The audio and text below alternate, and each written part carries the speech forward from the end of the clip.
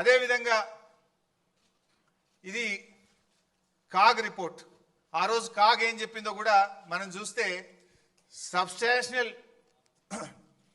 substantial funds given as mobilization advance were blocked with the contractors as recovery thereof could not be affected due to poor progress of works.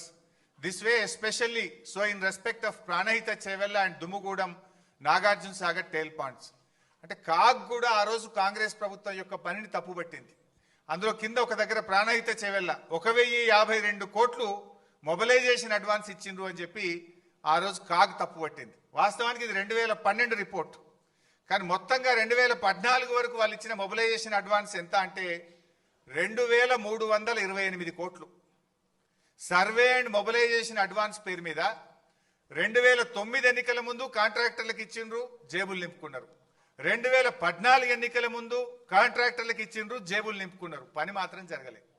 2328 కోట్లు survey mobilisation advance పేరు మీద కాంట్రాక్టర్లకు పనులు చేయకుండా advance ఇచ్చి అవినీతికి పాల్పడ్డది ఆనాటి కాంగ్రెస్ ప్రభుత్వం.